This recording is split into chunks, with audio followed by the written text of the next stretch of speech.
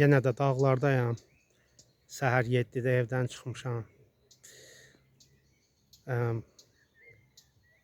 Ora kərpic zavodu gedir.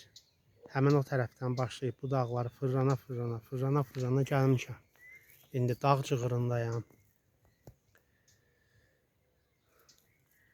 İndi saat 10 radələridir.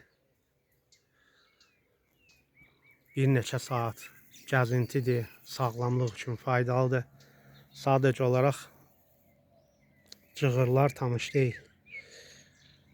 Dağlarda mənim ən aktiv gəzdiyim vaxtlar 90-cı illər idi. Çoxlu illər keçib.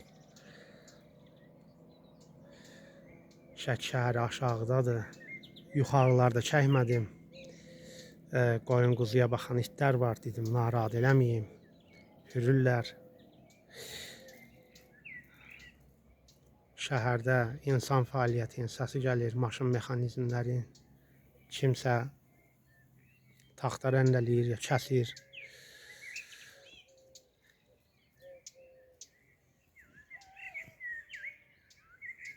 Dedim, sizə də göstərim.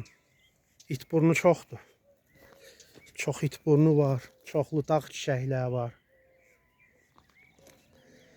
Bizdə əvvəllər yaşlı bir kişi var idi. Niva sürürdü. Gəlib 9 mərtəbəli mehmanxananın yanında dayanırdı. Hamı gəlib xalq təbabətini ondan öyrənirdi. Soruşurdular, dərman alırdılar, təbii vasitələr.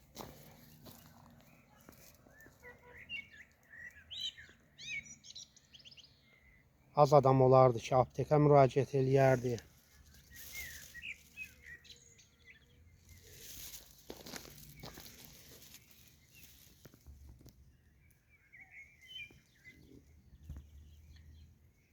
Rəhmətə gedib, vəfat eləyib.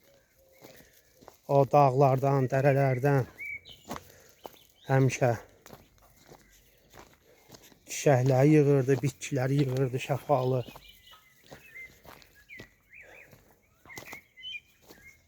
Biz yalnız bir neçə bitkini tanıyırıq ki, nəyə xeyirdir.